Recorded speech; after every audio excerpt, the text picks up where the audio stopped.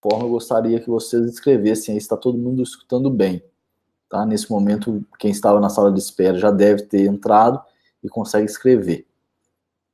Marcos, Ricardo, estão escrevendo aí.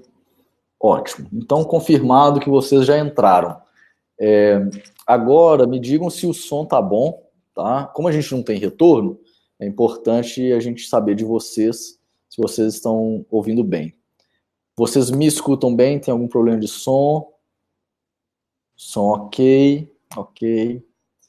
Marcelo Carrulo, fala aí alguma coisa, pessoal, vou testar o seu som. Boa tarde, pessoal. Só confirmando se vocês estão me ouvindo bem aí, se está tudo tranquilo, para a gente poder começar aí o webinar. Beleza. Letícia, Marcelo, Clímaco, Jéssica Martins, todo mundo ouvindo bem. Bom, pessoal, são 2 horas Brasil, 1 hora Estados Unidos, pontualmente começando. Vamos esperar 2 minutinhos para o pessoal que ainda não pôde entrar vir para a sala e aí a gente começa a apresentação, tá bom? Eu vou dar, enquanto o pessoal todo não chega, eu vou dar um apanhado geral, tá, do que a gente vai tratar e depois eu começo propriamente o slide, tá bom? A apresentação, tá, é sobre internacionalização de startups, aí em parceria com a BVCap, o Marcelo já esteve com a BVCap, então ele vai fazer uma apresentação de quem é, o que a BVCap faz, etc. Já. E aí eu apresento um pouco da empresa e a gente repassa. Então, a apresentação está dividida em 3 grandes blocos. Um bloco mais técnico-jurídico, em que eu vou tratar, e sobre o que faz parte da internacionalização e etc.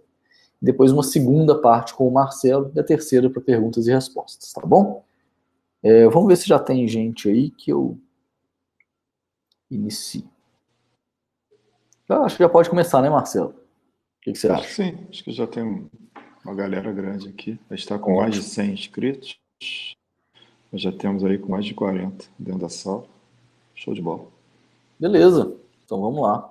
Pessoal, internacionalização de startups, tá? Esse webinar aí foi proposto para nós pela BVCap, uma parceira aí de longa data. A BVCap é a Associação Brasileira de Private Equity e Venture Capital, e o Marcelo vai dar um pouquinho dos detalhes, tá? Bom, vou dar um pouquinho um apanhado geral de quem é a Drummond, tá? Eu estou vendo aqui na lista de participantes alguns clientes, algumas pessoas que a gente já conhece há um bom tempo. Dá um oi aí pro Alisson, tá aí, é cliente nosso também, tá? A Letícia, então muita gente conhecida. Bom, quem é a Drummond, qual que é o nosso background, para vocês entenderem um pouco do que a gente vai tratar. A Drummond é uma consultoria especializada em transações internacionais entre Brasil e Estados Unidos. Nosso core business ele é composto pelos serviços de contabilidade, o jurídico, o tributário, e tem também a parte de captação de recursos, o chamado Venture Builder, né, que você faz uma consultoria, uma assessoria no crescimento da empresa e também uma consultoria para preparação dessa empresa na captação de recursos. Esse último braço, tá aqui, ó, Venture Service, é onde o Marcelo assenta, tá? Ele é o responsável por essa área, razão pela qual ele vai tratar de toda a parte de estruturação, plano de negócios, como internacionalizar do lado do business, de captação, tá? E eu sento aqui nesse lado dos serviços jurídicos, tá? Eu lidero essa linha do negócio aqui. Eu sou advogado no Brasil e Estados Unidos, e aqui, nesse ponto, o core business é a parte societária, tributária internacional, incluindo todas as negociações com venture capital e etc. Tá? Então a gente faz bastante esses 2 lados, né, Marcelo? O aspecto técnico da captação e o Marcelo faz aí a estruturação dessa captação. Bom, a Drummond nasce nos Estados Unidos, em Boston, e expande para alguns outros escritórios, outras cidades. Hoje a gente tem escritório físico em Boston, Miami, Orlando, Nova York, São Paulo e Belo Horizonte. O Marcelo hoje está em Boston, eu hoje estou em Belo Horizonte, então a gente tem equipe em todos esses lugares dando a consultoria para os nossos clientes. A Drummond hoje está com cerca de 100 funcionários espalhados nesses 6 escritórios, tá bom? Esse é o background, tá? eu vou passar para a primeira parte da apresentação. Como eu adiantei aqui para algumas pessoas que já tinham chegado, a primeira parte vai tratar do aspecto jurídico da internacionalização, né? O que fazer e quais estruturas devem ser colocadas. E o Marcelo vai tratar, então, da parte de estruturação de negócio, parte estratégica, captação e etc. Ok? E aí, a terceira e última parte, a gente vai dedicar aí uns 10 a 15 minutos ao final, para perguntas e respostas. Ok? Ok, Marcelo? Quer fazer uma apresentação rápida aí da BVCap? Bom, só para a gente ficar aí alinhado, o que é a BVCap? Eu tive a oportunidade de ficar lá durante um tempo, 4 anos com eles. É a Associação Brasileira de Venture Capital e Private Equity. Ela tem todo um foco aí de dar suporte ao capital empreendedor no Brasil. Na época que eu estava e hoje, vamos estar mais ou menos com 250 associados, são grandes gestoras, são LPs, family offices, investidores de uma forma geral, e com uma base aí de quase 2.000 empresas que eles atendem de alguma forma, fazendo todo o link entre as empresas hoje que estão buscando capital, buscando investimento no Brasil e que, de alguma forma, essa busca se daria através de aquisição de equity por investidor de fundos de investimento, né, os FIPs. Então, ali a gente tem um trabalho bem interessante que faz toda essa ligação entre as duas partes e, ao mesmo tempo, fomenta o mercado de capital empreendedor. Tem 6 comitês de empreendedorismo, comitês de regulação, de legalização, tem um link muito forte com a CVM, Banco Central, BNDES, enfim, tudo que está ligado a capital empreendedor hoje no Brasil, a BVCap tem uma atuação bastante direta e bastante ativa. Daí foi criado em 2000, então está quase com 20 Marcelo, anos de existência. E você dentro da Drummond? Fala um pouco da Venture Service, porque o advogado é intuitivo, todo mundo sabe o que o advogado faz, todo mundo sabe que o advogado é o chato da história, e você é o cara legal da história, então você é o cara que levanta tranquilo, dinheiro. eu só estava apresentando a BVCap como você pediu, e falando um pouquinho de Ventures, o que a gente tem?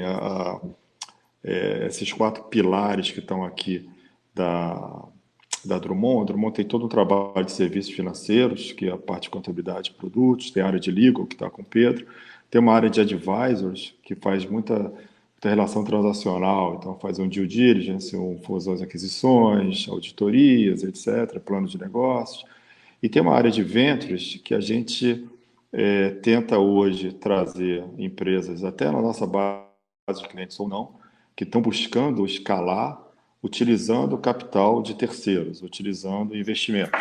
Então, a gente faz o trabalho de preparar a empresa, rever o seu plano de negócios, entender exatamente aonde ela precisa de capital, já que as operações de investimento são operações cash in e não cash out, praticamente, ou seja, são operações onde o dinheiro já vai carimbado para dentro de uma empresa, dentro da empresa, um pouco em marketing, um pouco em tecnologia, etc. Então, a gente ajuda a entender essa necessidade da empresa, ajuda na gestão e acopla alguns otimizadores. Então, por exemplo, a gente tem a área de comunicação, que trabalha todo, colocar um holofote na empresa, onde ela se expande, a marca se expande, a mensagem que ela traz para o mercado se expande, tudo isso no mercado americano e brasileiro.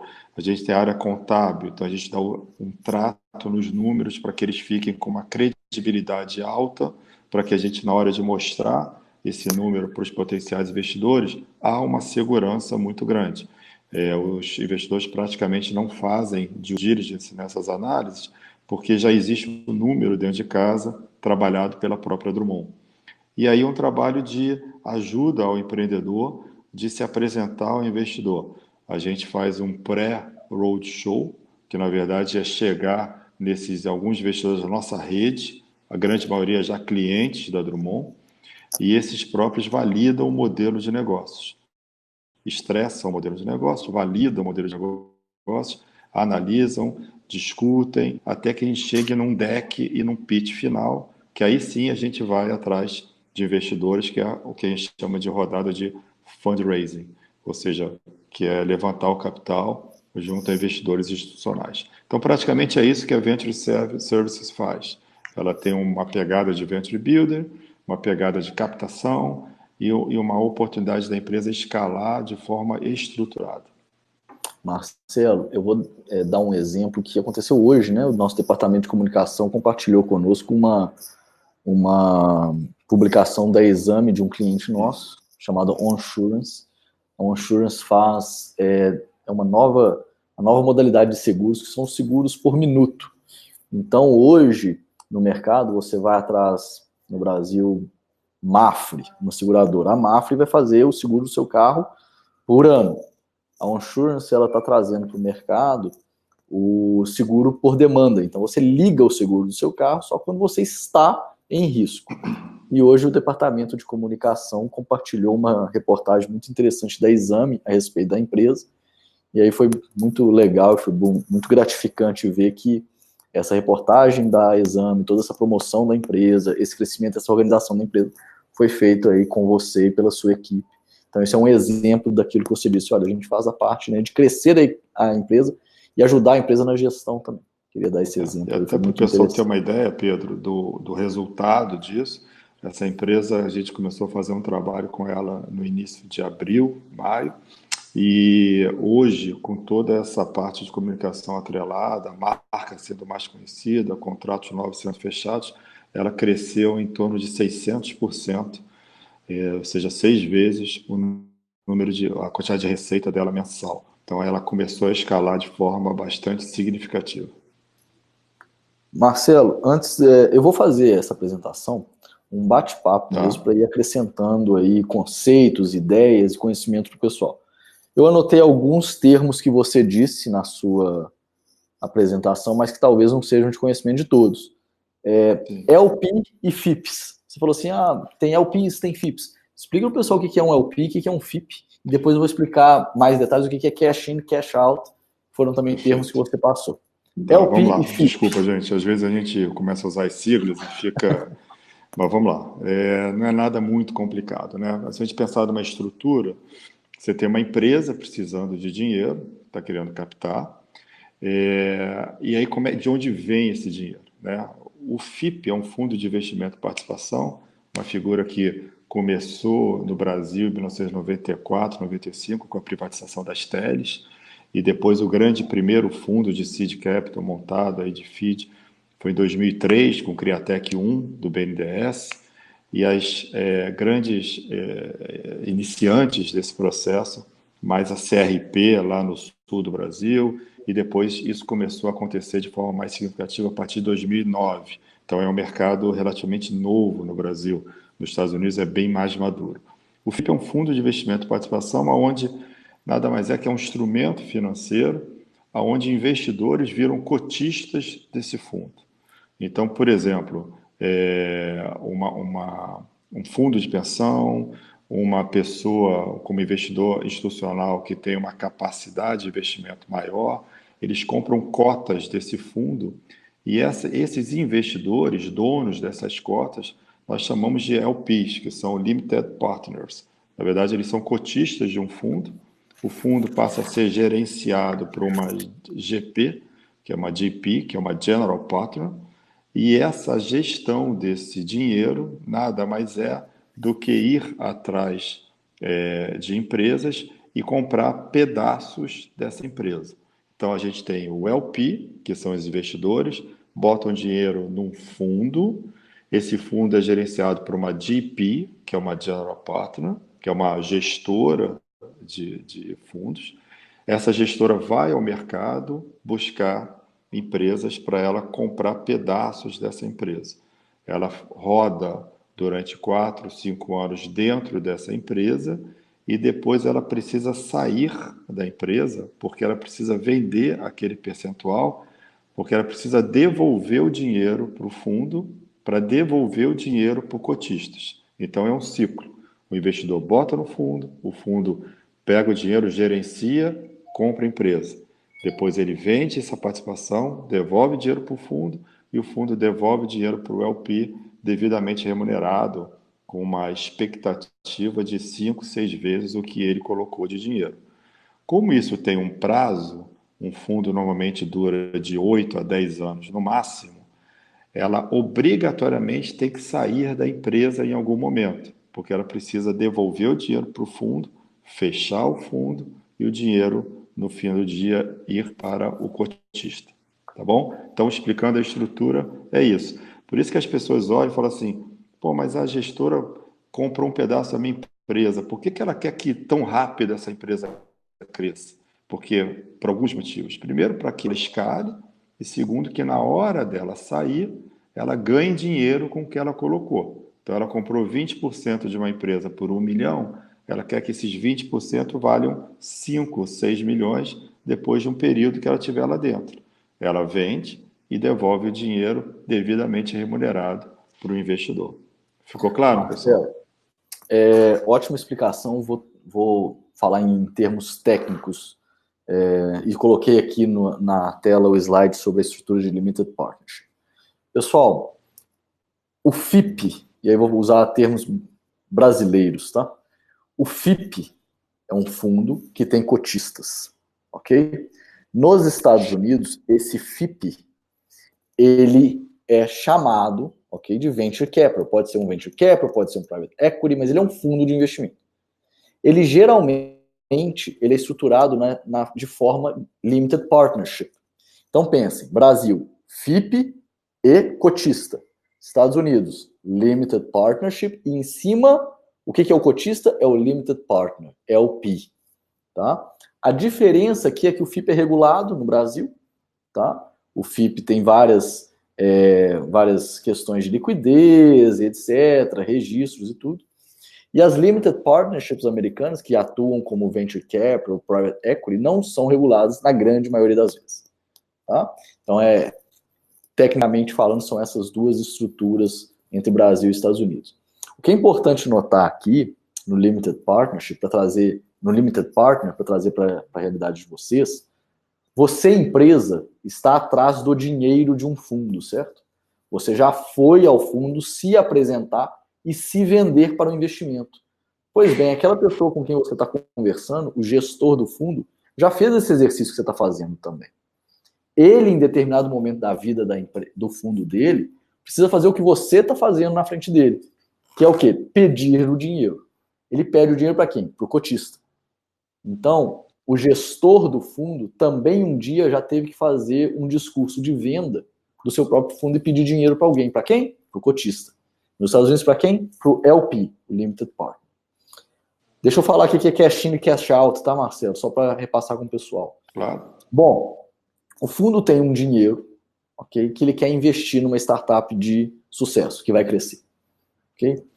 Quando ele senta para conversar com o empreendedor, jamais ele vai ter em mente comprar as cotas do empreendedor e o empreendedor levar esse dinheiro para casa para fazer uso do dinheiro em nome próprio.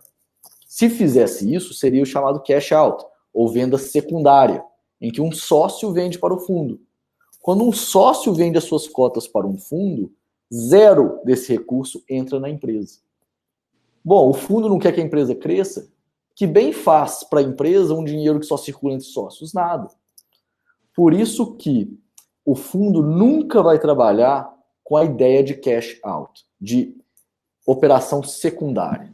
O fundo sempre vai trabalhar com a ideia de cash in, que é a operação primária. O que é a operação primária? A empresa recebe o recurso do fundo, emite as ações dela para o fundo, os sócios são diluídos na participação societária, mas a grana, o dinheiro do fundo, vai para a operação. Uma vez na operação, ele vai acelerar o crescimento, investir em tecnologia, investir em marketing, investir em contratação de boas pessoas, em novas ideias, inovação, etc, etc. Porque o objetivo do fundo é crescer esse bolo para vender no final. Essa é a diferença de cash in e cash out. Então, pessoal, quando vocês estiverem na frente de um investidor, não busquem dinheiro para si, busquem dinheiro para a empresa. Se você estiver buscando dinheiro para você, você não está trabalhando em prol de toda a coletividade de sócios. E isso o fundo não vai querer conversar e não vai querer ouvir. Ok? Beleza, Marcelo? Podemos... Beleza? Vamos lá? Vamos começar, então. Pessoal, eu quero deixar bastante um bate-papo, tá? Para a gente ir... Eu não vou ficar muito nos termos técnicos jurídicos, não. Bom, o webinar chama internacionalização de startups. Por que não é simplesmente internacionalização? Porque startup hoje é um conceito, uma ideia do que é startup. Tá? Embora esse conceito, essa ideia seja muito vago, muito amplo, ela segue algumas diretrizes. Tá? Marcelo, o que é uma startup para fins de mercado? Quando eu falo startup, eu falo de quê? Normalmente a gente define uma startup como uma empresa hoje vinda de alguma boa ideia, de algum gap no mercado que precisa ser suprido. Então, seja através de algum produto ou de algum serviço, o empreendedor cria essa empresa, começa a sair do projeto, então ela já não é mais um projeto ou uma ideia, ela já é uma realidade. E dentro dessa realidade, ela começa a ter algumas coisas que também são sopinhas de letrinhas, como MVP, né, que é o produto viável mínimo, né, o mínimo produto viável. Ou seja, ele começa a testar aquela ideia que vira um produto ou um serviço no mercado onde ele vai estar inserido.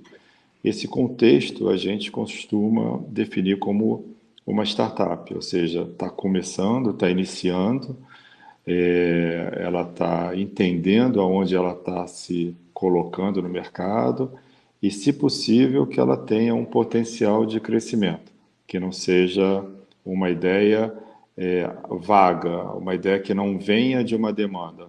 A startup normalmente ela deve cumprir o papel dela de suprir uma demanda, de preencher um gap de mercado. Então é isso que a gente define como uma startup. Joia. Pessoal, o Marcelo falou um outro termo aí, ele já explicou MVP, tá? Então, Isso. Minimum Viable Product. Então, o Venture Capital, né, o gestor falar para você, sua empresa já está em estágio de MVP, já tem um MVP, você não precisa mais fazer cara de paisagem, você pode falar assim, sim, tem, tá? Porque se você já tem um produto que já foi vendido, testado, que ele existe, dá para gerar receita, ou então está muitíssimo próximo de gerar, já reúne todas as condições de gerar, você já tem um MVP. Tá? Antes disso, a pesquisa e desenvolvimento é simplesmente uma ideia. Né? Existe apetite para investir antes de um MVP? Existe apetite, tudo depende do risco.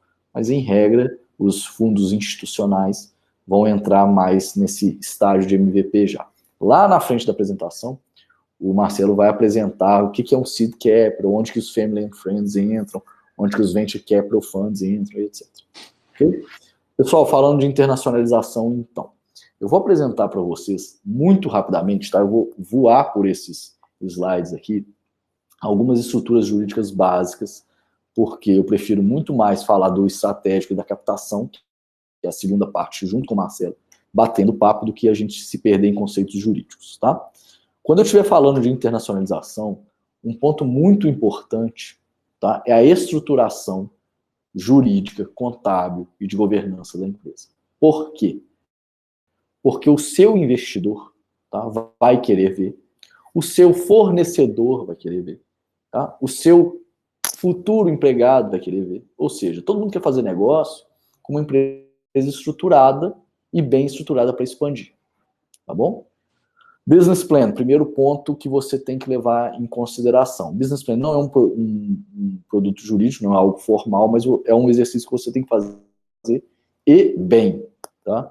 Marcelo, fala um pouquinho do que é um Business Plan, porque hoje é muito comum, né, a gente tratar apenas de Canvas, um Business Plan, Canvas. O que é o Canvas, Marcelo? O que é um Business Plan? O que o investidor, um banco, até se você for captar via banco, vai querer um business plan de você. O que é um business plan, qual que é a importância, e o que está atento, Marcelo? Existe assim uma piada no mercado, né, que diz o seguinte, que a única coisa que a gente tem certeza de business plan é que ele não vai dar certo. Na verdade, é uma brincadeira que o mercado faz, porque as pessoas com business plan, elas acabam fazendo muito achismos, né, muito assim, previsões de algo de muito longo prazo que tendem a serem muito discutidas e terem um nível de falha talvez muito grande. O que a gente gosta de ver, o que o investidor gosta de ver como business plan, é entender o norte daquela empresa. Uma startup, esse grupo de pessoas que vive uma incerteza muito grande, não é uma corporação já estabelecida, é uma startup, então ela pode ir para A, para B, pode pivotar, que é outro termo que a gente vai falar daqui a pouco, ela precisa ter um norte. E o business plan é esse norte. Ele pega alguns pontos importantíssimos, como questões básicas, que são questões fiscais, questões de tributos, como é que vai ser estruturada a sociedade, vocês vão ter uma estrutura societária A, B ou C, aonde são os mercados que ela vai querer agir. Enfim, é um norte onde a empresa vai aplicar aquele produto ou serviço que ela criou. Então, basicamente, é ter algumas folhas onde pontos específicos e que entram. Como é que é o desenvolvimento do marketing? Na verdade, são 7 grandes pontos que a gente costuma trabalhar, principalmente no Venture Builder, tá? Então, é contar uma história. Então, o primeiro ponto é quem você é, exatamente quem são vocês, o que vocês criaram, que produto que vocês criaram, que serviço que vocês criaram.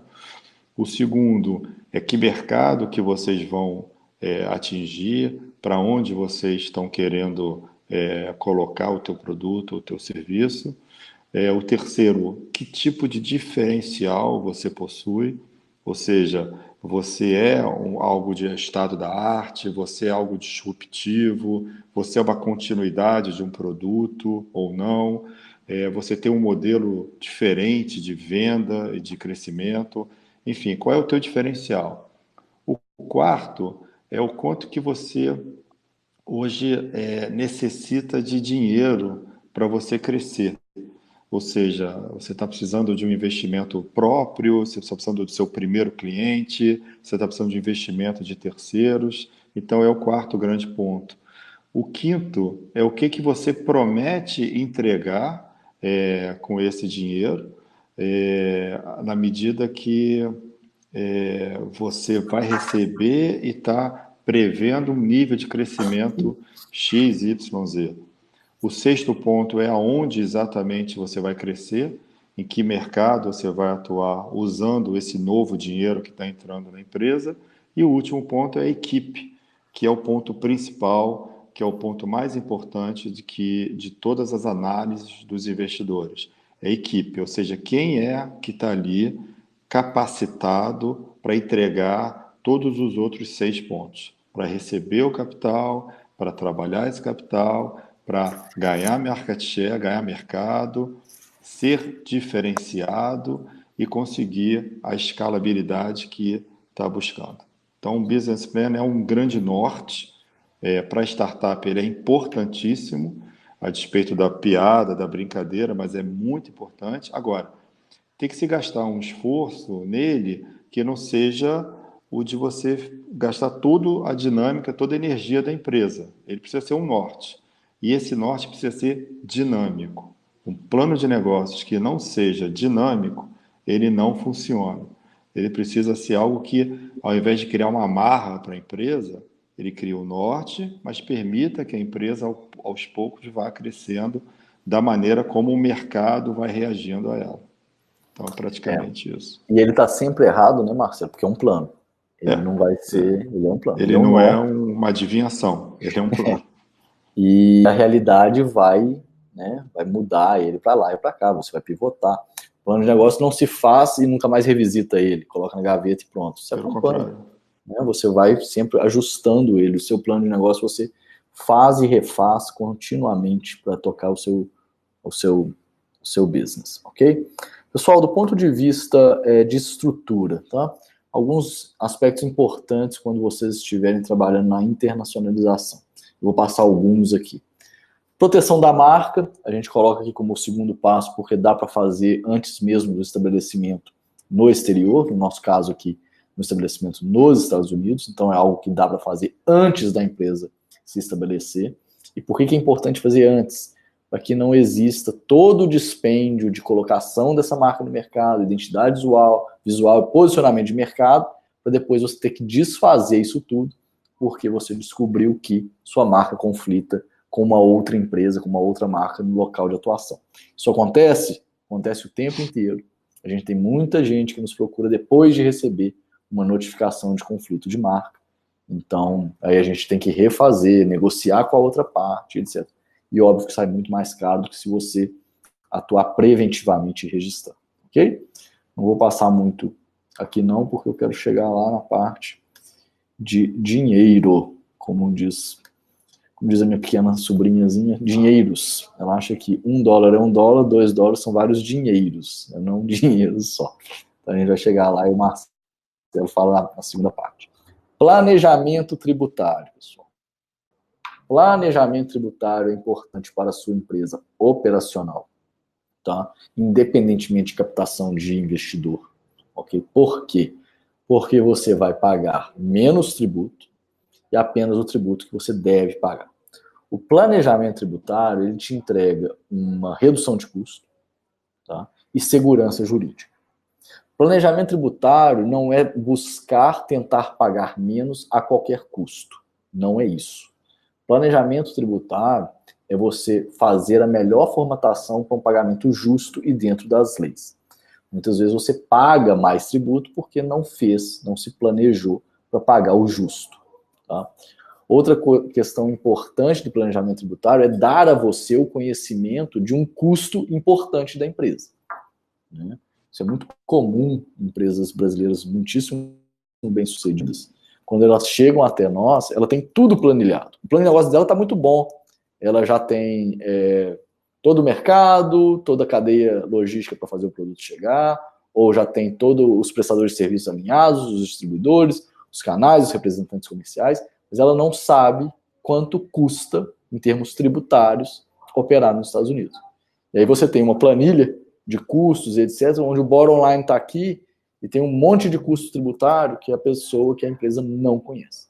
Então, o planejamento tributário é fundamental nesse sentido também.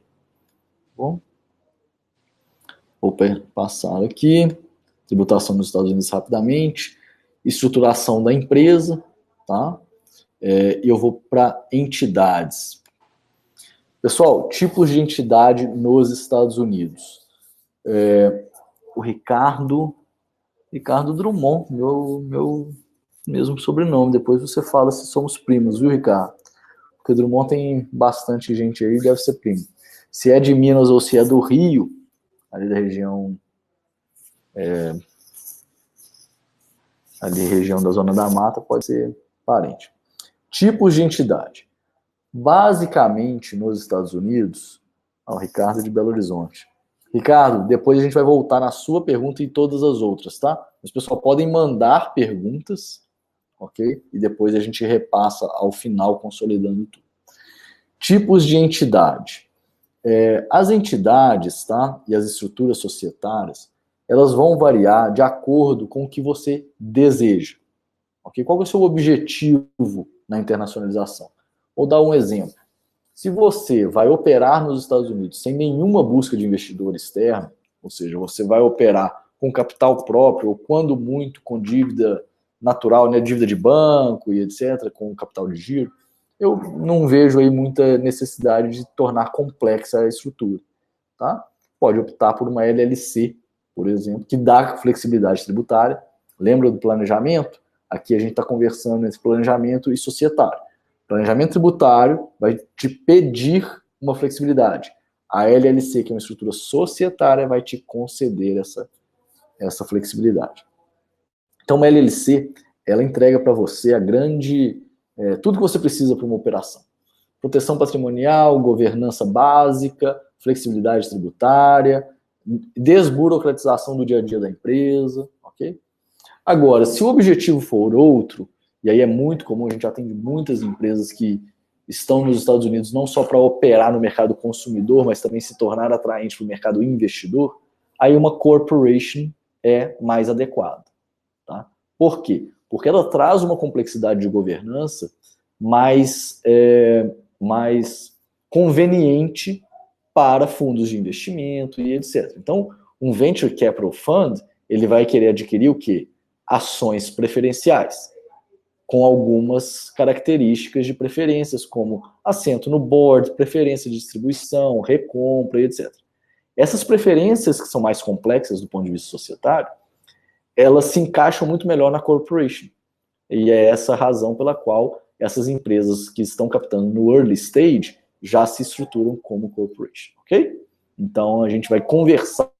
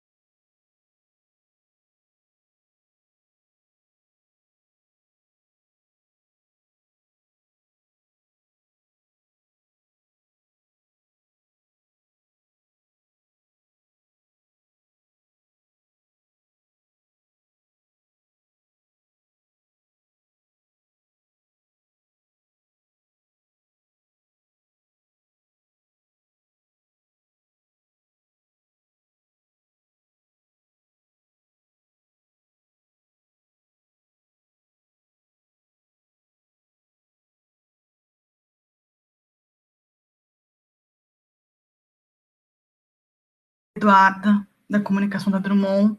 A gente teve um imprevisto com a luz no nosso escritório em Belo Horizonte, onde o Pedro está, e por isso a gente está tendo algumas dificuldades aqui.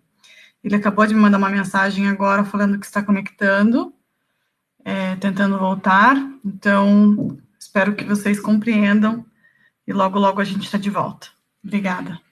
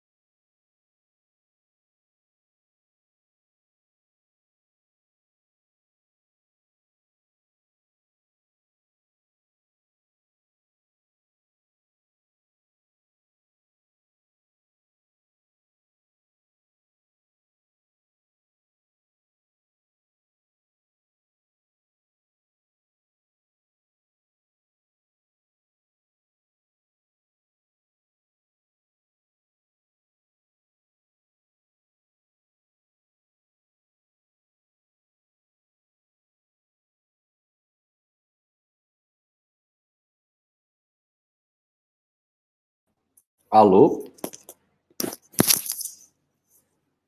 Alô?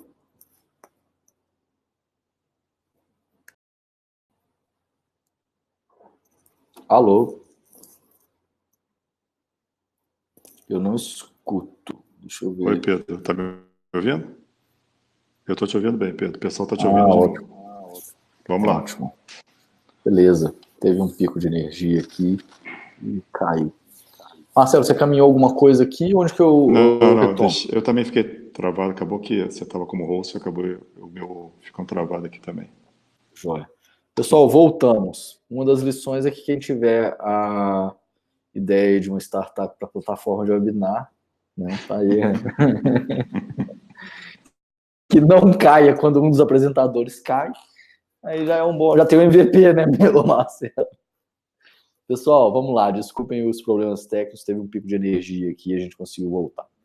Estruturas societárias, então, eu falei da corporation, tá? O Marcos Rojas colocou uma pergunta aqui que a gente vai voltar na sua pergunta ao final, tá, Marcos? Então, a corporation que eu ia mostrar para vocês aqui é a mais utilizada na captação de investimentos. Tá aí na tela para vocês. Limited Liability Company, extremamente utilizada, dá flexibilidade tributária, e eu vou falar da flexibilidade tributária dela ao responder a pergunta do... alguém fez a pergunta aqui sobre a tributação sobre os dividendos. Foi o Ricardo Drummond, mas... Foi o Ricardo Drummond. Isso. Eu vou falar sobre essa flexibilidade da LLC, tá, Ricardo? Como que a gente usa a flexibilidade dela para reduzir tributo, ok? A Limited Partnership, muito usada como veículo de investimento, muito utilizada pelos Venture Capital Funds. Aí você pode falar assim, pô, mas eu não sou um VC, né? Eu jamais vou ser um Limited Partner. Engano seu. Por quê? Porque a Limited Partnership ela é muito utilizada para investimentos imobiliários também. Então, às vezes, você quer ser cotista e comprar um fundo para construção imobiliária, principalmente na Flórida, né? A gente tem muito cliente na pessoa física que é Limited Partner de empreendimentos imobiliários. Tá? Problema algum. Ok? Pessoal, vamos lá. Passar para a parte boa, que é o dinheiros, como diz a Isabela, minha sobrinha. Capitalização. O que os investidores estão buscando. O que o investidor realmente quer. Marcelo Carrulho. Tá. Vamos passar o próximo slide? Eu sei que está no comando de slide, né? Eu acho. Eu acho que você consegue comandar também. Consigo? Se não conseguir, vai me falando que eu vou passando. Tá. Bom, beleza, está aqui. Bom, temos de capital para crescer, né? As opções que a gente tem hoje no mercado são inúmeras, né? Uma coisa que é importante, antes da gente entrar nisso, é o seguinte: qualquer empresa pode crescer sem investidor, tá? Isso a gente sabe disso, a gente está falando uma coisa redundante, mas é que tem que se acreditar nisso. Uma startup pode crescer sem investidor. Só que se ela quiser viver esse mundo de investidor, se ela quiser buscar esse capital esse FIP, esse anjo, essas opções que a gente vai falar aqui, fundo de seed, de VC, de private equity, etc., ela precisa se adaptar, ela precisa atrair esse pessoal. Esse é um pessoal que pensa muito dentro de uma caixa de relativo sucesso, porque as operações de investimento via fundos são inúmeros cases de sucesso, não só no Brasil e Estados Unidos, mas no mundo como um todo. Ela tem que se adaptar. E para ela se adaptar, ela tem que seguir alguns caminhos, tá? Então, hoje a gente tem essa quantidade aí, e mais algumas outras, de opções de buscar capital. Normalmente você começa com uma grana de famílias e amigos, né? Você espera devolver o dinheiro para continuar a amizade. Família não tem jeito, família é família, entrou no porta-retrato, já era. Agora, a amizade, você tenta devolver a grana em algum momento. E aí você começa alguns estágios desses investimentos, né? Você tem alguma coisa vinda de governo, você tem fundos de P&D, de pesquisa e desenvolvimento. Aqui nos Estados Unidos você tem muita coisa associada aos labs. Então você tem, por exemplo, no MIT, você tem mais de 1.500 empresas no MIT Labs, e ali você tem muito dinheiro colocado para focar somente em pesquisa e desenvolvimento. Não tem um viés comercial de curto prazo. Vai ter de longo prazo, óbvio, mas não tem de curto prazo. Então, você tem ali investimentos sobre como fazer comida alternativa para áreas onde a fome é muito intensa. Você tem longevidade das pessoas viverem até tantos anos. Então, você tem ali investimentos puramente de pesquisa e desenvolvimento. E você tem fundos focados somente nisso. Você tem uma série de competições de startup, isso é uma boa opção para uma startup. Ela ganha branding, ela ganha poder de divulgação da imagem dela, ela estressa o modelo de negócio, e se ela ganhar a competição, ela consegue ali botar algum dinheiro para dentro que ajuda bastante, entendeu? Então, se a gente passar para o próximo slide aqui, onde tem os estágios de investimento, a gente pensa no seguinte: enquanto a empresa está ali ainda sem receita, ainda começando a curva dela de crescimento dentro do tempo, ela começa a ter opções que a gente citou como competições, como grants vindos de governo, de subsídios, etc., e começa ali rodadas de captação de investimento anjo, né? Que na verdade são pessoas que já rodaram bastante no mercado, já tiveram conhecimentos e cases de sucesso, tem um belo conhecimento de algumas áreas específicas, não tem uma exigência de resultados de tão curto prazo, mas como diz, tem a capacidade de entender bem aquele negócio, de contribuir para aquele negócio. E aí você começa a ter ali um nível de investimento que hoje no Brasil ele não passa de 300, 500 mil reais, mas aqui nos Estados Unidos, e essa é a grande diferenciação, os tickets nominais são muito semelhantes, mas o ticket na realidade é muito mais consistente, porque 500 mil dólares são 2 milhões de reais, a grosso modo. Então, você tem uma oportunidade aí do dinheiro, o valor do dinheiro no tempo ser um pouco maior, apesar dos tickets serem parecidos. Marcelo, oi. Posso fazer um parênteses aí exatamente para explorar essa diferença de mercado brasileiro e americano? Claro. Se possível, voltar no slide anterior para demonstrar uma característica do mercado. Você está ainda no controle aí? Tô. Tá, vamos voltar nesse slide aqui. Pessoal, nós representamos inúmeras empresas que estão migrando a sua governança, parte societária para os Estados Unidos, para captação de investimento.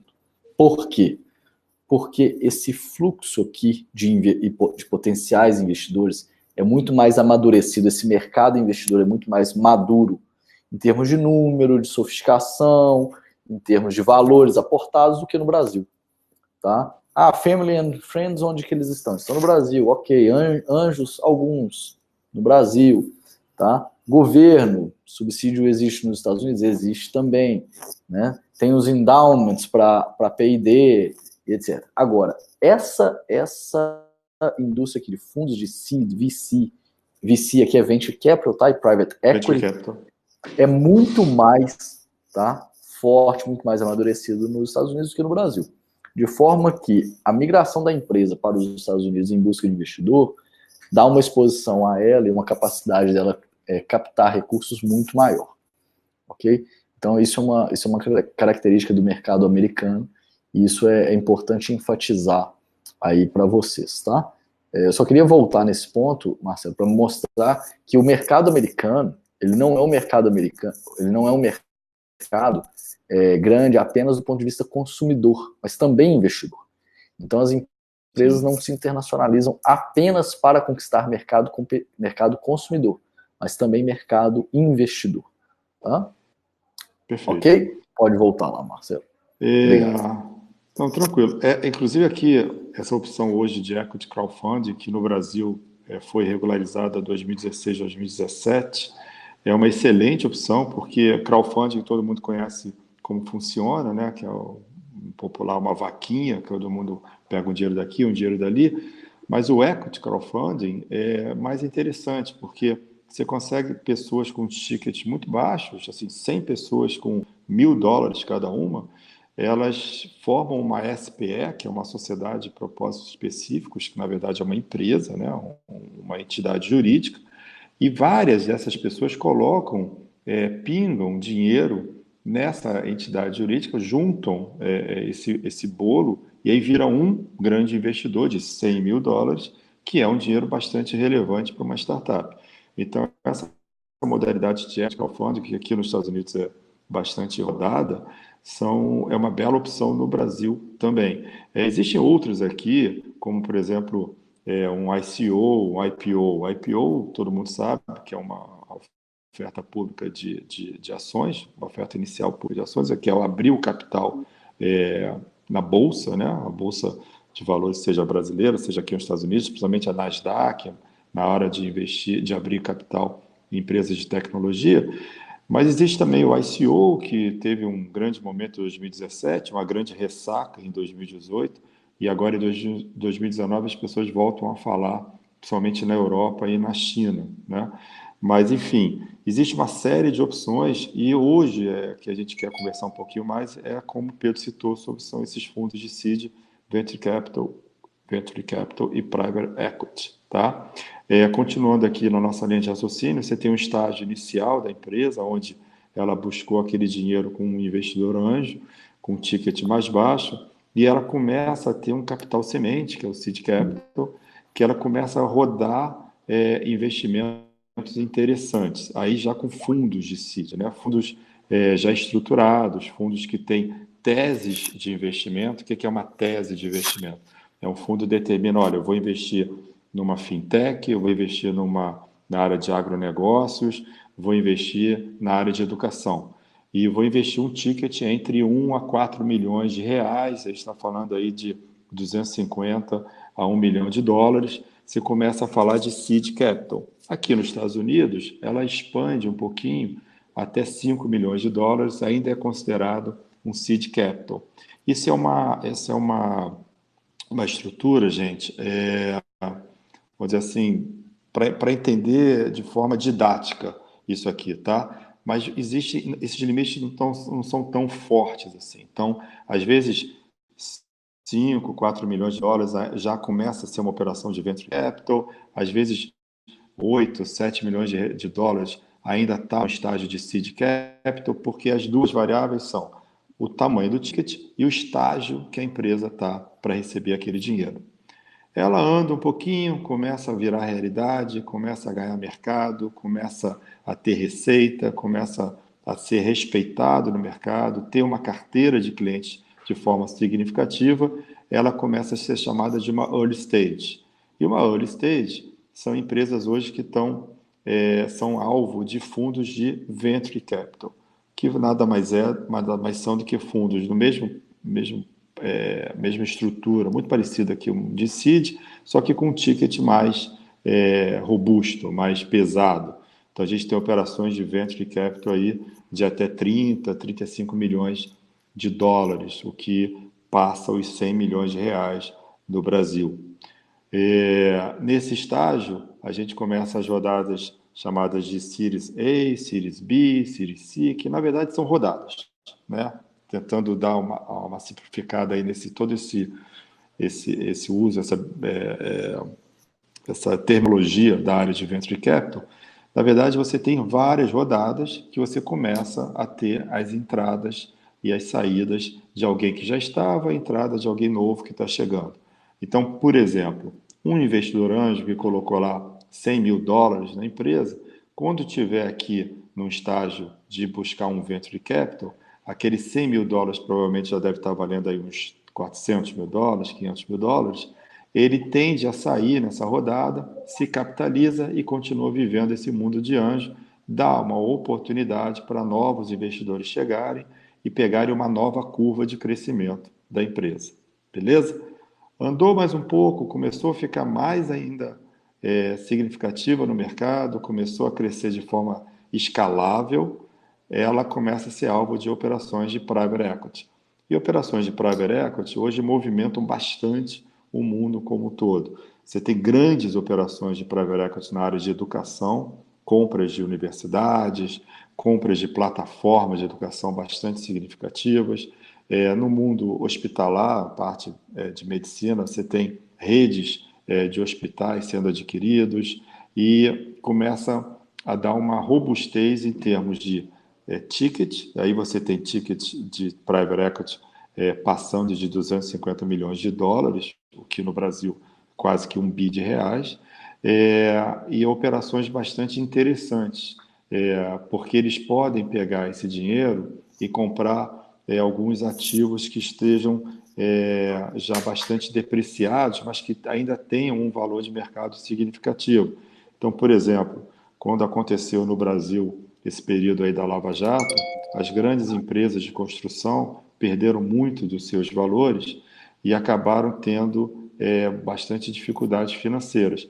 Em paralelo, continuaram com grandes contratos, que precisa de um dinheiro novo para esses contratos serem desenvolvidos, serem efetivamente cumpridos, né? Com isso, começa a posição de private equity adquirindo aí ativos mais valorizados, de maior valuation no mercado, tá bom? O último estágio, que é um estágio bem mais maduro, já se começa a falar de abrir o capital, e aí tem as opções de IPO, tem as opções de ICO e outras opções, mas na verdade você está abrindo capital e conseguindo aí já chegar num estágio bastante interessante, tá? Vamos lá. Qual é o tipo de oferta que esse investidor coloca hoje no mercado? Vamos lá. A gente chama muito de smart money, né, porque deixa de ser somente recursos financeiros. Ele, de uma certa forma, esses fundos, eles possuem uma rede de contatos muito grande por vários motivos. Quem hoje está na frente dos fundos são executivos que já bastante rodados no mercado, então conhecem bastante gente. Existe uma série de outros investimentos feitos por esses fundos, e esses investimentos podem ser alocados, podem ser compartilhados com outras empresas investidas. Então, começa a ampliar bastante a rede de contatos daquela startup, daquela early stage. Busca sempre uma gestão profissional, então é muito comum que a empresa comece a ter um pouco mais de burocracia, né? Você começa a ter relatórios prestando contas, relatórios trimestrais ou bimestrais, seja lá qual for a periodicidade concordada com o investidor, mas isso é importante por dois motivos. Primeiro, cria uma disciplina muito grande na empresa que recebeu esse capital. Segundo, o gestor do fundo precisa também prestar contas para o cotista do fundo. Lembra daquilo que a gente falou? Do LP, do GP e da empresa? O GP, que tem uma pessoa que fica no board lá da empresa investida, ele precisa prestar contas do capital investido lá para o seu cotista, o cotista do fundo. Com isso, ele precisa que a gestão se torne profissional. Leia-se, aquele pessoal que bota dentro da empresa todas as despesas de família, despesas particulares, isso tudo imediatamente tem que ser corrigido. não pode existirem pagamentos que não sejam contabilizados. Então, uma série de profissionalismo aí é colocado, uma série de Marcelo, regras. Sim. posso fazer uma observação aqui a respeito e comentário do que a gente vê bastante no mercado ou com mentalidade aí do empreendedor? Muitas vezes o empreendedor vê os novos sócios, né, o sócio institucional, o sócio que traz um dinheiro profissional, como alguém que está exigindo muito, né? De fato, o investidor profissional, um venture capital fund, ele vai exigir, ele não vai apenas oferecer, ele vai exigir. Só que a exigência dele tem que ser sempre visto como um parceiro, tá? É um parceiro de negócio, porque vocês estão todos remando na mesma direção, que é fazer aquela empresa crescer. Então, quando ele exige uma gestão profissional, esses fundos eles tendem a também oferecer uma gestão profissional. Então, aqueles executivos do fundo muitas vezes se envolvem no dia a dia da operação, né? Não ali fazendo a venda diária, não é isso, mas dando conselhos, participando de reuniões diretamente no dia a dia da empresa e etc. Por quê? Porque é do interesse deles levar à empresa o conhecimento que eles têm adquirido de negócio, tá? Então, lembrem-se que por isso que o slide está dizendo aí, que esse tipo de investidor oferece, tá?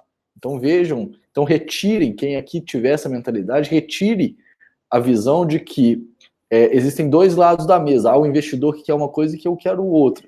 Sim, existem alguns aspectos que são dessa forma, mas a grande maioria da convivência é uma mesa redonda de bastante colaboração entre as duas partes. Tá? Você tem que buscar um investidor que te cobra, mas te oferece. Esse é o investidor certo.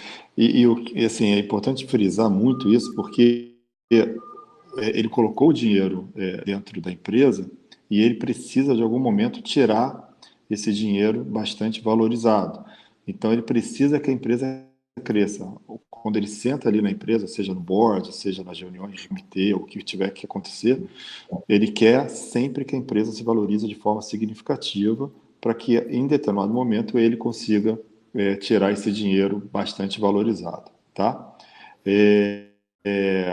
Estratégia empresarial, em momento algum, o investidor deixa não deixar que o empreendedor perca esse foco dele de crescimento constante. Então, para isso, monta uma estratégia, buscando, obviamente, que essa estratégia seja dinâmica, para que esse crescimento aconteça de forma verdadeira.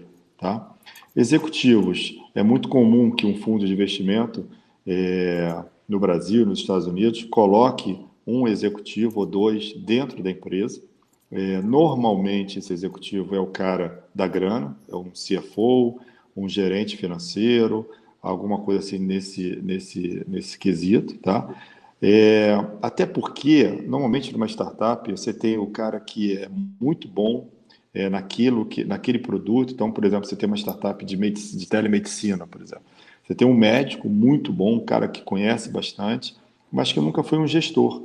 Ele nunca gerenciou uma tesouraria, nunca gerenciou um contas a pagar, nunca gerenciou uma dívida, etc, etc. Então, não é a praia dele. Então, é bom que esse cara faça aquilo que ele é muito bom e deixe um profissional, um executivo, fazer aquilo que ele ainda não se desenvolveu bastante.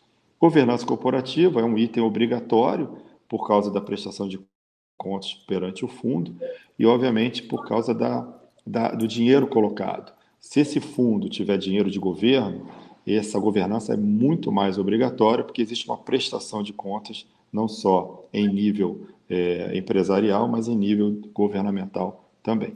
A governança corporativa tenta se fazer de uma forma simples, para não burocratizar muito a empresa, mas ele protege muito o empreendedor.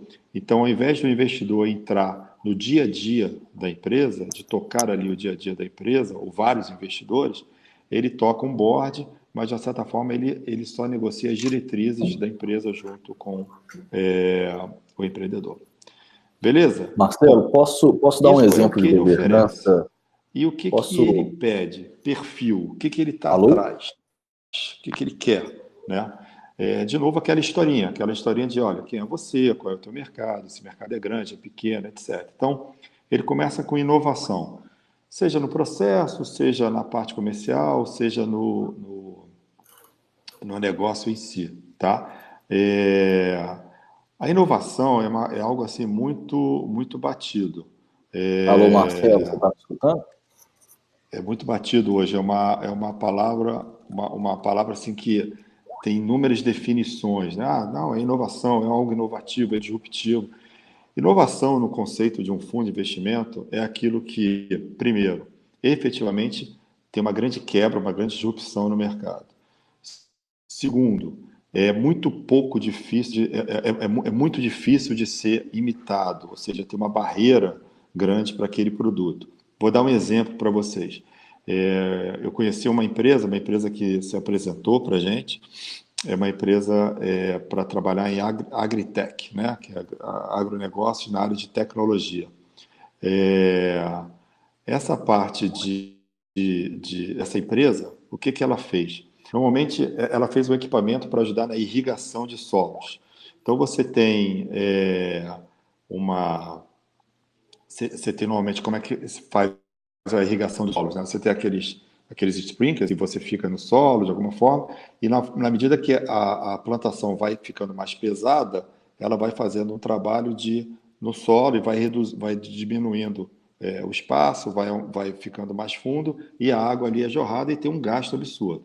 Esse cara criou um mecanismo que ele coloca a cada 100 metros, a cada 10 metros quadrados, que emite sons por Wi-Fi, emite vibrações por Wi-Fi, e que consegue identificar que tipo de planta é aquela lá, que ela está ali colocada, e o nível de água que ela precisa colocar, precisa fazer, precisa usar. Então, ele consegue reduzir em quase 70% o uso da água no solo.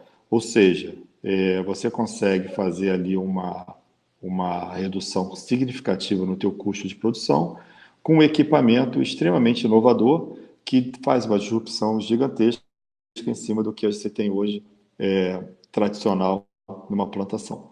Então, inovação é isso. E você ainda pode usar isso em qualquer lugar do mundo, seja lá onde você quiser, entendeu? Tem escalabilidade, né? Deixa eu fazer um refresh na tela aqui, porque o Pedro, eu não estou conseguindo ouvir. Marcelo, você agora me escuta? Deixa eu só testar o meu áudio aqui, porque o Marcelo não está me escutando. O pessoal da sala aí, os ouvintes, estão me escutando? Marcos escuta, o Clímaco. Joia. O Marcelo teve problema no áudio dele, a gente escutava ele, mas ele não me escutava, e o Marcelo caiu. Deixa eu voltar, eu ia comentar num ponto, o Marcelo não me escutou, por isso que eu não consegui comentar naquele momento. Mas deixa eu voltar aqui na governança corporativa, enquanto o Marcelo retoma e retorna aqui para a gente.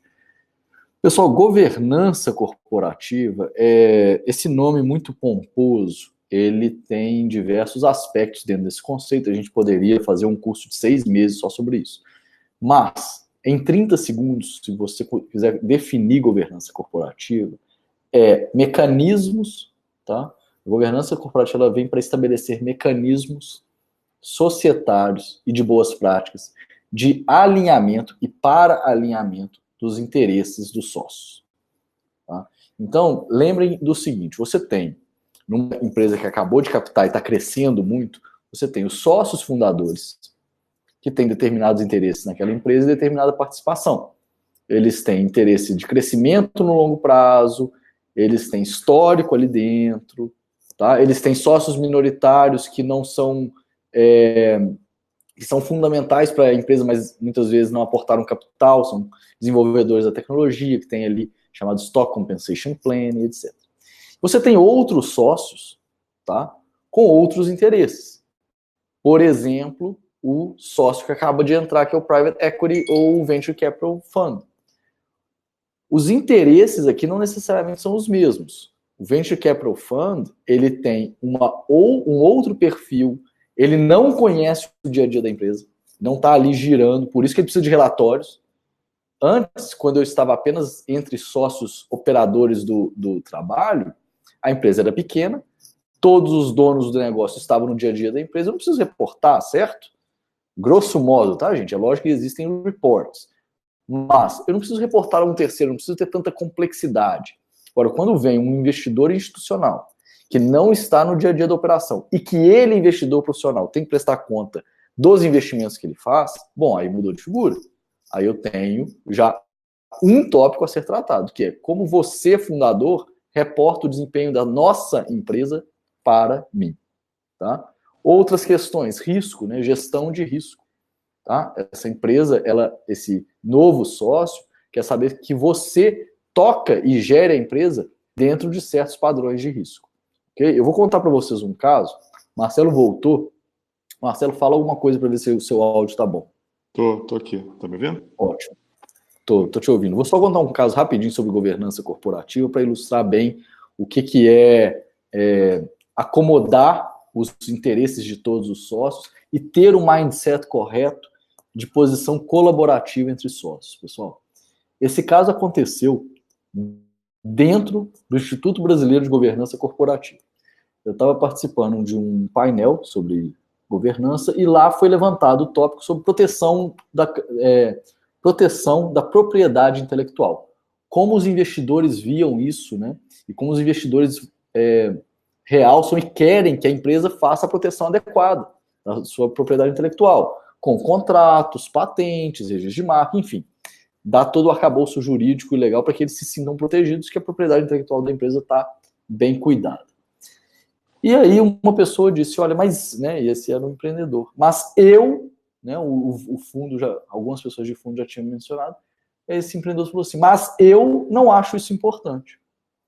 Bom, na hora que ele fala, mas eu não acho isso importante, um investidor, qualquer investidor na cabeça dele, assim, o red flag, né, a luzinha vermelha acende na hora. Primeiro ponto, esse empreendedor, ele desconhece o princípio básico da conversa com aquele fundo de private equity que acabou de entrar. Não é mais o que você acha importante, é o que nós achamos importante. Nós agora somos sócios. E é importante que nós negociemos e nós saibamos quais são os valores importantes para a nossa empresa como sócio. Então, pessoal, quando vocês receberem um sócio, seja um sócio investidor ou um sócio operador e etc., lembre-se, os valores são comuns e você precisa acomodar isso. A boa governança corporativa, independentemente dos mecanismos e instrumentos utilizados para ela, a boa governança corporativa é aquela que sai do mindset a minha empresa, os meus valores e as minhas estratégias para as nossas ideias, a nossa empresa, os nossos valores. A governança é a instrumentalização disso. Fazer esses valores e esse mindset funcionar. Tá bom? Queria contar só esse caso aí. Beleza, Marcelo? Beleza, Pedro. Vamos lá. E aí a gente entra nessa parte do perfil que a empresa, a gente já começou a conversar um pouquinho, mas o mais interessante aqui é não só a inovação, como os diferenciais, o mercado, essa capacidade de crescimento, etc., mas muita alternativa de saída. E tem uma coisa que é uma dica interessante para qualquer empresa que vai buscar capital capital de fundo de investimento, que é o seguinte, jamais, conversando com o fundo, sempre busque assim, uma opção de quem é que um dia vai comprar a sua empresa, vai se interessar pela sua empresa. Se a tua resposta for, não, a gente vai comprar de novo o pedaço que vocês investirem daqui a 3, 4 anos, isso soa muito negativo para um investidor. A mensagem que você está passando, subliminar sobre isso, é dizer o seguinte, olha, a minha empresa é tão pouco atraente que o único que vai se interessar de adquirir sou eu. Então, fica uma dica, isso faz parte do nosso processo de conversa, de treino, de preparo do empreendedor, junto com depois que o investimento começa a entrar na empresa, tá bom? A equipe é sempre a equipe diferenciada, se aposta demais na equipe. a capacidade dessa equipe pivotar um negócio é importantíssima. Uma outra coisa importante para o empreendedor é que o investimento de um fundo ele é uma via de mão dupla. Então, não é só o fundo que te escolhe, é interessante que você também escolha o fundo. Uma das coisas que um gestor de fundo mais gosta na conversa com o empreendedor é quando o empreendedor pergunta para ele: vem cá, quais são os teus casos de insucesso? Aonde você investiu e não deu certo? Por mais que direta e objetiva seja essa pergunta, ela é importantíssima, porque ali você vê se é aquele cara que você quer dentro da tua empresa, porque ele vai virar um sócio seu, né? É um casamento, o pessoal usa muito a metáfora do casamento, ter sócio é um casamento. Eu diria que ter fundo é um cunhado sentado no teu sofá com controle da net. Então, assim, mais inconveniente possível, porque é um cara que te tira do conforto. Por outro lado, é um cara que te tira do conforto. E te tirar do conforto significa o seguinte: eu vou crescer, eu vou me movimentar, eu vou fazer essa empresa atingir o patamar que esse meu sócio e eu estamos querendo. Falando um pouquinho da gente, para a gente abrir para perguntas, a gente hoje tem um framework de análise que a gente pega esses 12 itens, todo o business que chega para a gente pega esses 12 itens, a gente faz uma análise de risco, pega os resultados atuais, vê se está dentro da nossa tese de investimento, vai buscar as regiões, o segmento de negócio, enfim, aonde está dentro dos segmentos-alvo que nós temos, né? Desculpa, Pedro, estou me mandando uma mensagem aqui que eu não estou te ouvindo, me perdoa, eu não sei porque, realmente não estou te ouvindo de novo, tá? Deixa eu só terminar isso aqui, e aí a gente abre aí para perguntas, e aí você começa a entrar no circuito de novo, desculpe. Os segmentos-alvo que hoje a gente está buscando aqui na Drummond são fintechs, a parte de tecnologia na área de educação e da área de agronegócios. A gente hoje tem uma investida também na área de seguros, bastante interessante, bastante disruptiva. Nanotecnologia e real estate. A gente tem esses 6 segmentos-alvos, não são os únicos, né? A gente é agnóstico em alguns outros pontos, dependendo do tipo de negócio. A gente faz o trabalho de otimizar a empresa, de buscar esse capital, mas hoje são os 6 principais que a gente vem trabalhando, com uma atuação de Estados Unidos, Brasil e aí a Europa como um todo, tá bom? Pedro, vou passar o comando para você e abrir para perguntas e respostas do pessoal aí, tá bom? Tá. O Marcelo não está me escutando, então quero ver se o pessoal tá escutando aí. Todo mundo escutando? Joia, beleza. Pessoal, na tela está um trabalho em conjunto com o governo americano, né? O governo americano tem esse programa chamado Select US, que é o programa do governo federal americano destinado à atração de investimentos produtivos para os Estados Unidos. A gente fez esse trabalho aí em conjunto e a pedido do consulado americano no Brasil, e está disponível na internet, está aí o endereço eletrônico para vocês baixarem, e lá está muito mais aprofundada a nossa apresentação. Tá? Eu vou deixar na tela aqui, enquanto a gente passa por perguntas e respostas, vou deixar na tela os nossos contatos, tá? A apresentação vai ser enviada para vocês depois, um pedido aí do Alisson que já foi respondido, mas para aqueles que têm interesse, a gente vai encaminhar para vocês. Caso por algum problema não chegue até você, peça, tá? Nesses e-mails ou no e-mail nosso da comunicação, e vai ser enviado também. Outros pontos de contato, tá? Tem nos nossos sites, fiquem à vontade para entrar em contato conosco. E agora a gente abre para as perguntas e respostas. Acho que o Marcelo já está ouvindo aí de novo. Eu quero só... Já está aí, Marcelo? Ótimo, Marcelo está ouvindo aí. Deixa eu subir aqui para buscar as perguntas, pessoal. Desculpem, tá? A gente ultrapassar o período inicial, a gente teve esses problemas técnicos aí. Mas a gente vai tocando. Tá ouvindo agora, Marcelo? Estou vendo. A primeira pergunta foi do Ricardo Drummond. Quando o empreendedor brasileiro tem seus rendimentos, em especial dividendos de empresas brasileiras, tributado pelo governo americano? Quanto? Tá. Quanto um empreendedor? Deixa eu voltar aqui. Ricardo, se eu entendi bem a sua pergunta, e depois acho que você esclareceu ali, o empreendedor americano vai estar sujeito à tributação americana sobre os dividendos de uma empresa brasileira? Sim, se este empreendedor, empreendedor brasileiro, né? Sim, se este empreendedor brasileiro tivesse tornado residente fiscal nos Estados Unidos, ok?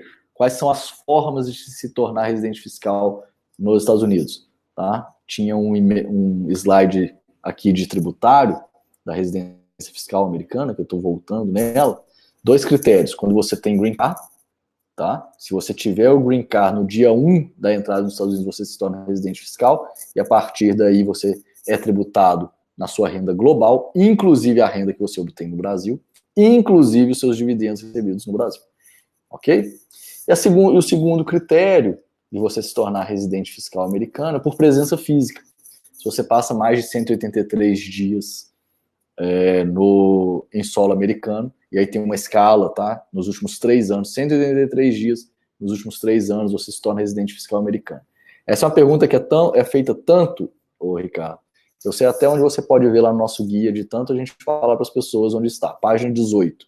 Você pode baixar o Go Global, que é aquele guia, e diretamente na página 18 tem todo o cálculo lá explicado para você direitinho, tá bom? Responde a sua pergunta, me fala se era exatamente esse viés aí. Qual que é a próxima, Marcelo? Do Marcos Rojas, pode-se mudar de uma entidade para outra facilmente? Ótima pergunta. Marcos, se eu entendi bem, a sua pergunta estava lá naquele momento em que eu falava de LLC, Corporation, Limited Partnership e etc. Então, a sua pergunta é, nasci como LLC, posso virar Corporation facilmente? Ou vice-versa? Nasci Corporation, posso virar LLC depois? Pode. É fácil? É fácil. O grau de facilidade ou de complexidade vai depender bastante do momento na vida da sua empresa. No Brasil, essa movimentação societária é chamada de transformação. Transformar de uma entidade em outra. Sair de limitada para SA, por exemplo. Nos Estados Unidos, isso é chamado de conversion. Tá? Então, a gente faz a conversion de uma empresa para outra. É fácil? É fácil. É rápido? É rápido. Se a empresa tiver nova, né? Recentemente a gente fez inclusive para captação, a empresa era uma LLC, 2 meses depois de aberta como LLC, foi aberta equivocadamente, chegaram para a gente, olha, eu tenho um investidor, só que eu abri como LLC, a gente converteu ela em Corp imediatamente, foi rápido e fácil. Agora, lógico, se essa empresa já existe há bastante tempo, alguns anos, tem algumas complexidades societárias já nela, isso vai ganhar em complexidade, porque você tem que adaptar a formatação dessa empresa, ok? Mas, em regra, é rápido, sim, e é fácil, sim, sem muita burocracia, tá bom? Pedro, tem um adendo da pergunta do Ricardo, que ele diz o seguinte, se o governo americano vai tributar os dividendos obtidos em empresas no Brasil. Vai se a pessoa se tornar residente fiscal americano, tá bom? Tá. O Marcos complementa a pergunta dele dizendo o seguinte, qualquer uma pode ser indústria? Em que sentido indústria, Marcos? Uma LLC ou uma Corp pode fazer venda de produtos? Ou seja, manufaturar? É isso? Ele está digitando aqui. Marcelo, enquanto você digita, eu fiquei extremamente frustrado. Produzir e vender. Produzir e vender. Tá colocando eu fiquei extremamente frustrado quando você estava falando de equipe ao ver que você tirou o slide dos Rolling Stones. O Marcelo, ele tem, quando ele fala da equipe, ele tem uma foto dos Rolling Stones. Melhor equipe possível. Tá? Experientes, disruptivos. Experientes eles são. Tem gente ali com seus 80 anos já. Com energia, né, Marcelo? Então, bastante. Tá? Mas vamos lá. Ele perguntou qualquer assim... um pode ser indústria, produzir e vender. Sim. Isso. Qualquer uma dessas entidades pode ser indústria e pode ser serviços. Tá? Você pode ser indústria tanto como uma Corp, tanto como uma LLC, como uma Limited Partnership, e pode ser indústria, pode ser serviço também. Tá? Então, sem problema algum.